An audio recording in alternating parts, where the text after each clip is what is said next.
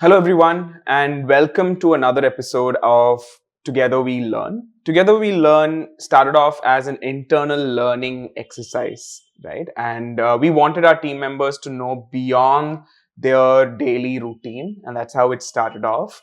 And we in this entire episodes we talk about the world of economics and the world of financial markets, and or in general the world of finance, right? And and this is brought to you by Vittae. Vittae is a financial wellness platform. Our unique strength lies in how we personalize a financial plan for an individual.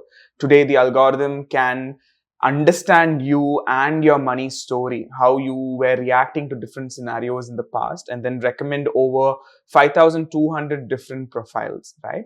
So inside these profiles, let's just say if me, Ritwin, if I fall under one profile, then the system will design the journey for me for the next 2 years, saying, Ritwin, these are the 4 savings plan for now. But if you are increasing your salary in the next 2 years to, let's just say, from your savings from 2 years to from 10,000 to 20,000, then the plan will accordingly change to make sure that your plan is sustainable for the long run, right? So please do reach out to us in case if you are looking for such services. And the financial plan is absolutely free for everyone to use. And I personally love the way the report is given out to you so that you can take informed decisions with the help of our experts, right? And finally, you can buy these products from within the platform itself. So let's just dive into today's topic, the economies around the world. And it's a very interesting topic mainly because everything happens around us with money involved.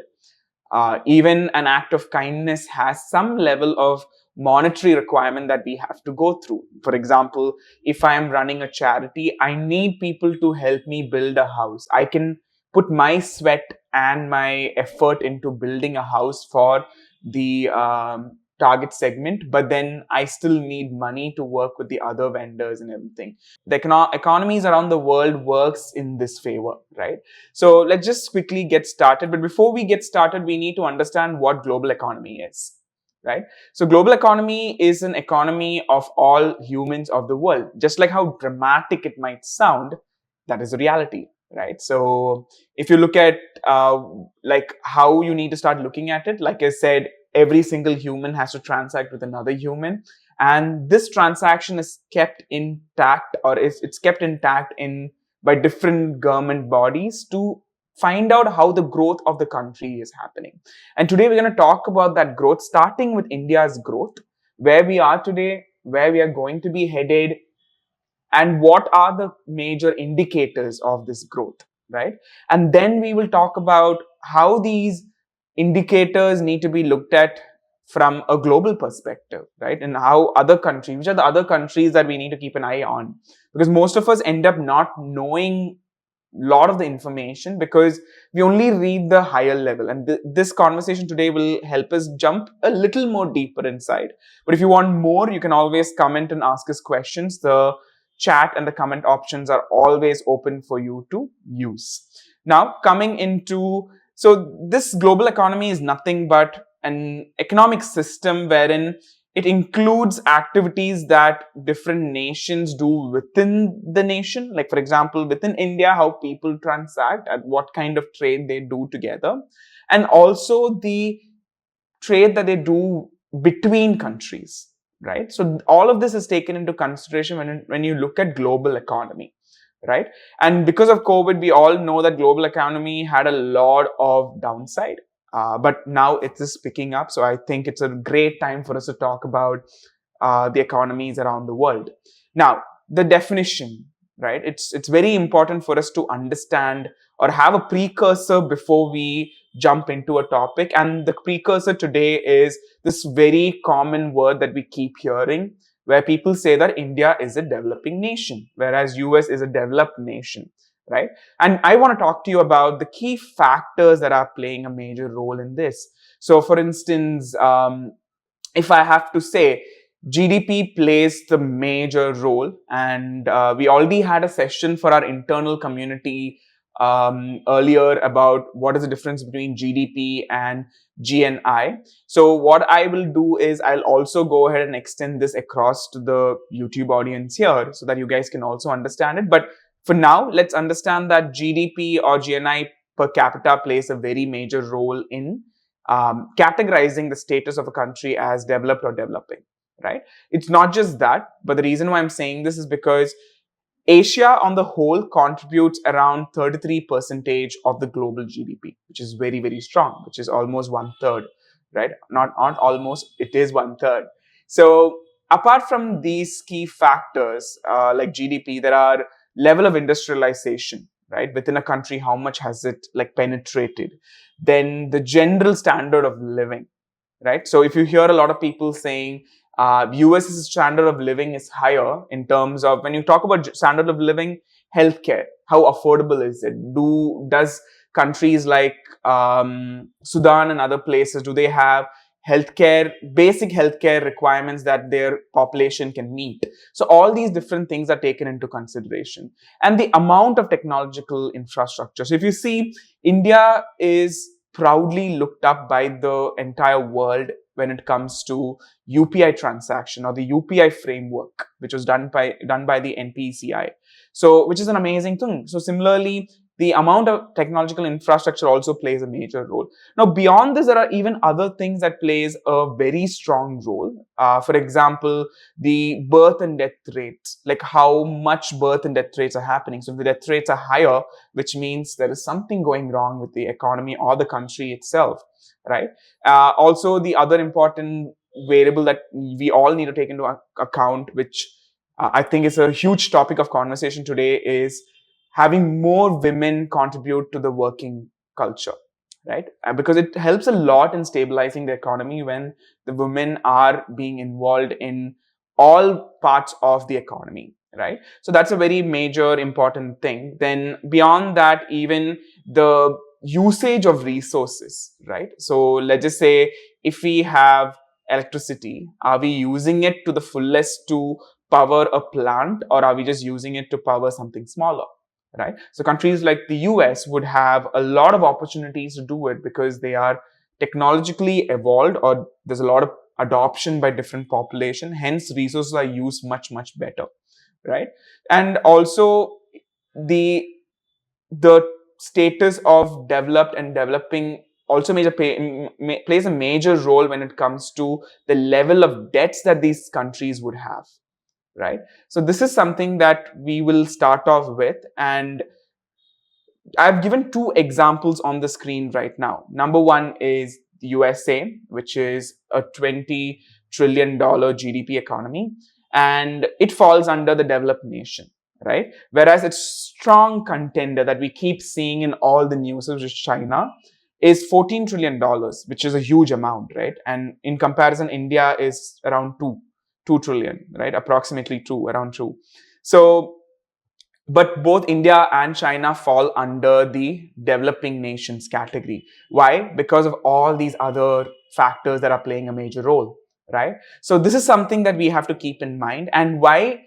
And a lot of people are contesting against, especially the US is contesting against this whole developing status, mainly because it gives China a lot of advantage. How?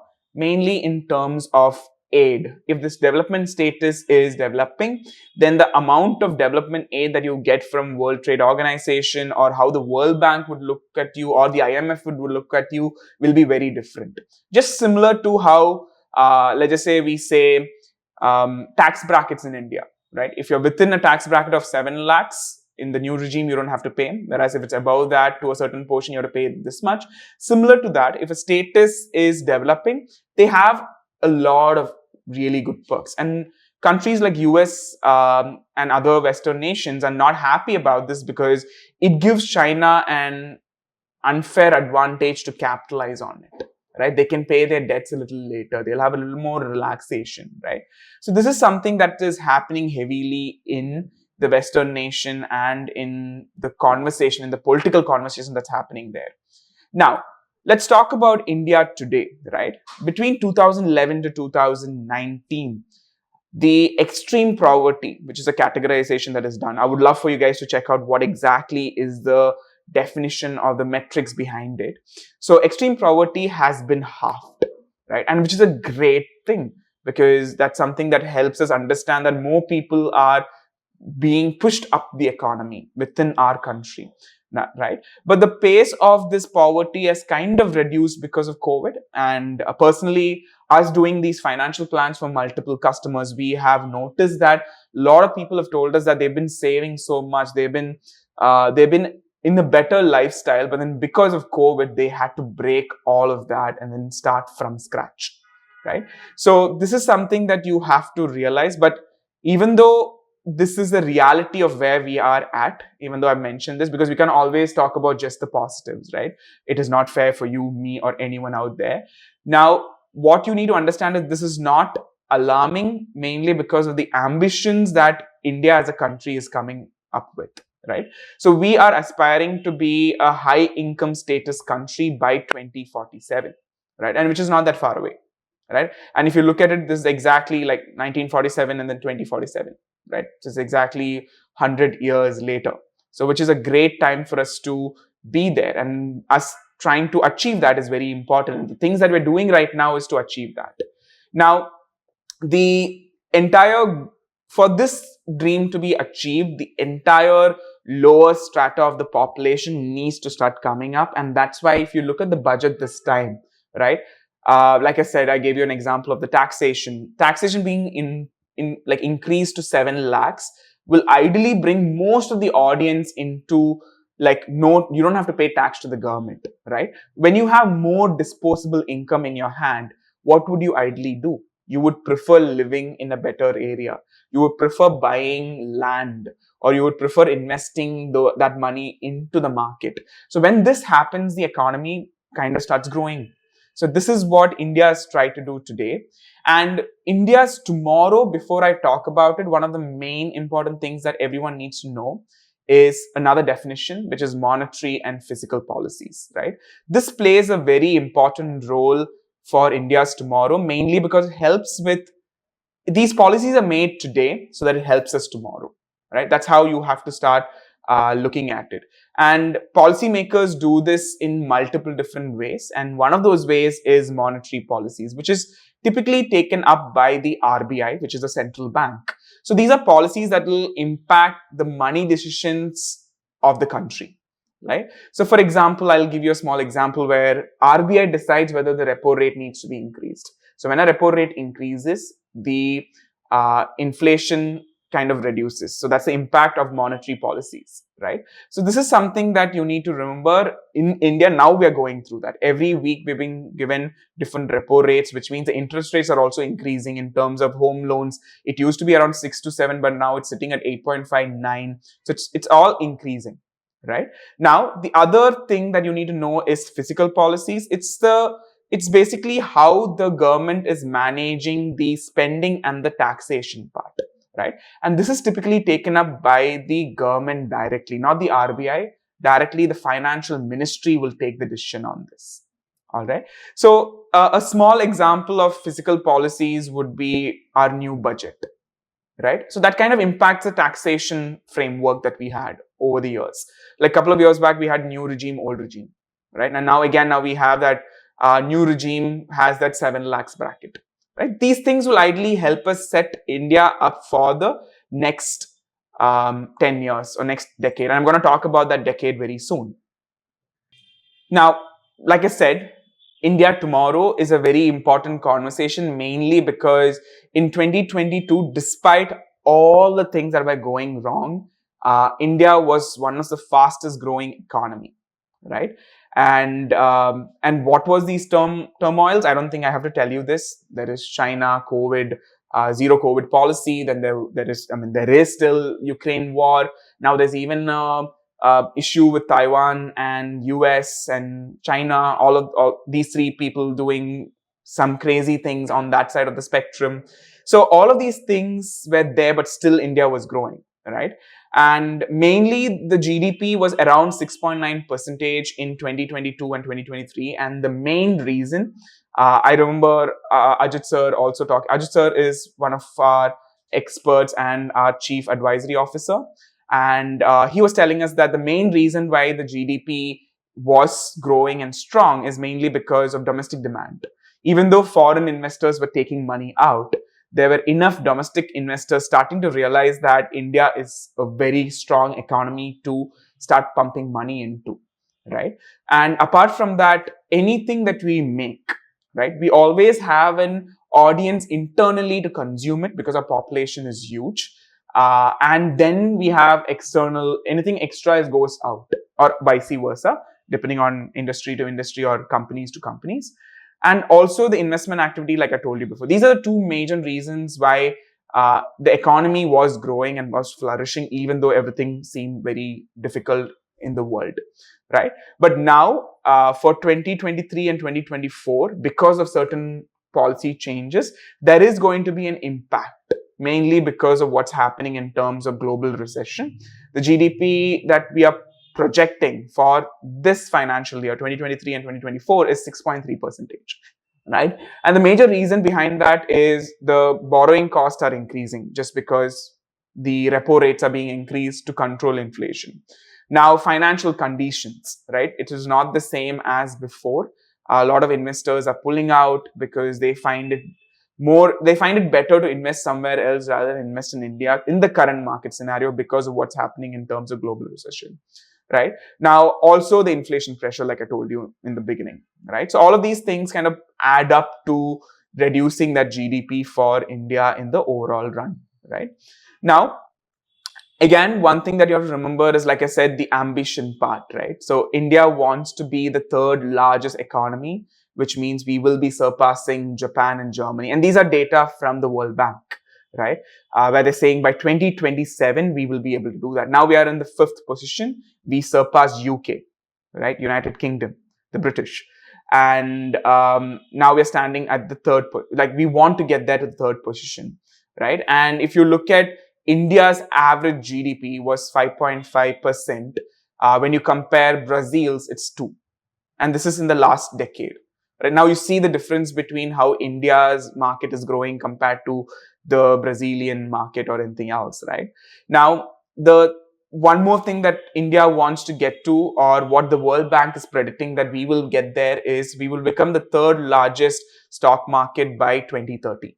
Right? Which means every single person who's investing now or who's getting into the market in some format or the other is going to be part of that growing curve, right? If not for 2030, we will become in 2032, right? So, but it is inevitable that we're going to be one of the third largest stock market by 2030 or in that decade. Now, also by 2031, when this market growth needs to happen, there also needs to be a substantial reflection back into the GDP. So we will double our GDP to $7.5 trillion, right? These are the estimates that are given by one of the bodies, which is World Bank, right? There are other bodies which also plays a major role in this. Now, talking about the economic indicators. Now, we spoke about all of this. These economic indicators are not with respect to India alone. It's with respect to the overall world population, right?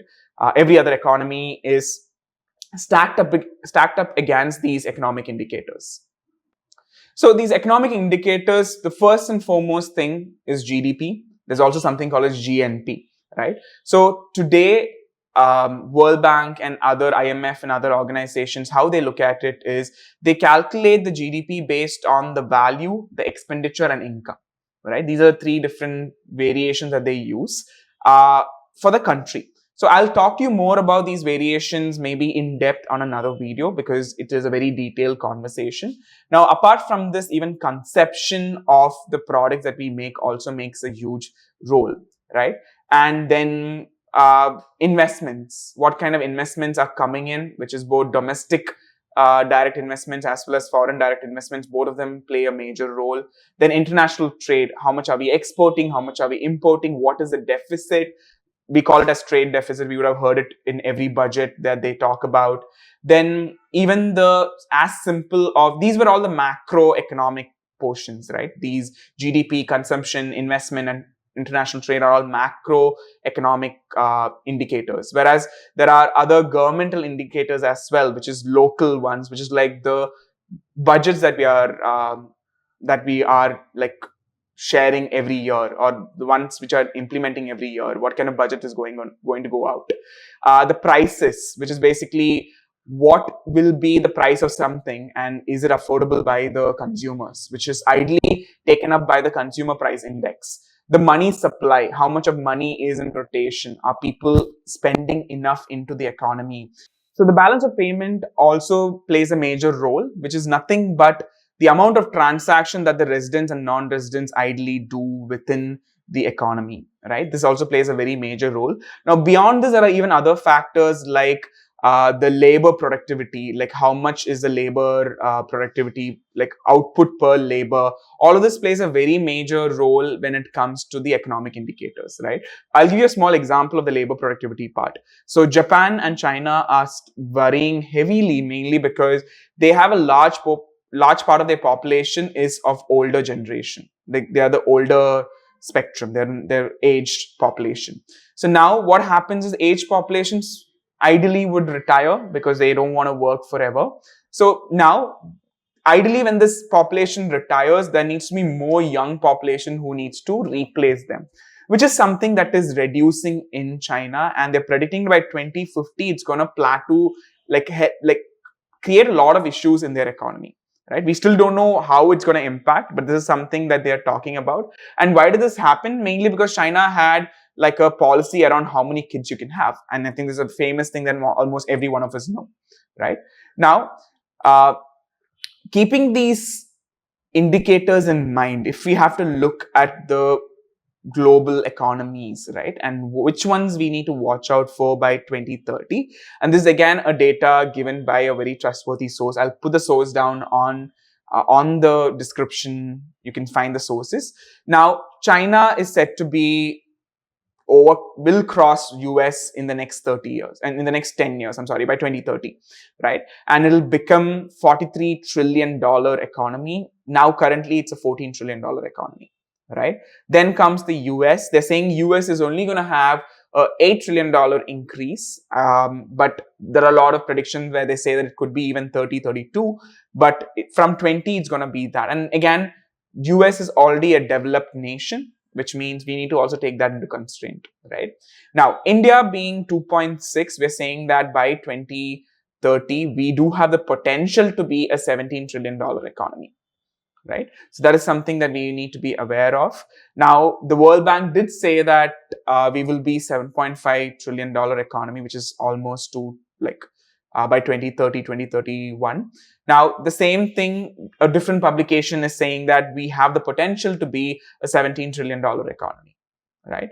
And again, all of this is possible mainly because we have a huge population, huge working population that can contribute to the productivity of the nation on the whole, right? Then there comes Indonesia, then comes Russia, right? These are all the economies that you can watch out for. Now, most people, when it comes to watch out for, you'll be like, why am I watching out? Or like, what am I watching out for and why am I doing it, right? So this is basically for you to participate in these markets if you have a chance to. For instance, platforms like Vested have done an amazing job in helping Indians invest in the US market, and that too very seamlessly, right? So similarly, if you have an opportunity to invest in China, if you have an opportunity to invest in Indonesia or Russia, why not, right? Now, before we go into that, there's always this notion that we can just look at the P&E ratio of companies to just take a decision on whether we have to invest in that company or not. Similarly, you can't do the same thing. Like in the previous video of our valuation ratio videos, we did explain to you why you can't just simply look at P&E ratios, right? If you want to look at that video, that is available, please go check that out. So similar to that, you can't, even for the nations, you can't just look at the P&E ratio, right? You need to look at more things. Now, for instance, the world economies to watch for, if you look at this is the P&E ratio for all the countries out there, right? For instance, Brazil, it says that the P&E ratio is only 4.32, which means if you're investing 1,000 rupees, you will get that 1,000 rupees back in 4.32 years, right? This is something that you can't just look at P&E ratio to finally take this decision, right? So you have to look at all these other factors into consideration. For instance, does the government provide enough support for businesses to flourish, right? Dubai economy flourished mainly because they gave businesses an opportunity to run business there without any or very small tax implications, right? Similarly, these other factors also need to be taken into consideration when you are looking at how to invest into these other economies, right? Now, I'm not going to put a slide here to tell you how you can do it, but a simple explanation of how you can is there are companies like Vested who are planning to bring other economies and other opportunities for customers to start venturing out into, right? But beyond that, what you can do today is you have platforms like mutual funds or ETFs, which help you invest in other markets, right? For instance, I remember before COVID, I invested in a mutual fund which helped me invest in the Chinese market, right? And it was a great growth because China, from being when it went down is when I bought it, and when it went up, it was a crazy amount of profit for me, right? So similarly, take these other vehicles help to start investing in these economies, right? If you need more help or guidance on this, you can always reach out to our team or drop a comment there, as simple as that, and we can we're more than happy to help you with the answers. If we think these questions are going in detail, we'll request for a call to explain them to you in person. All right. Perfect. So that's more or less what I wanted to talk about the global economies. And I hope this was a fruitful conversation and an informative one for many. All right. So thank you so much. And please do check us out. Do subscribe and also hit the bell so that you can get notification whenever we are posting our next video. Thank you.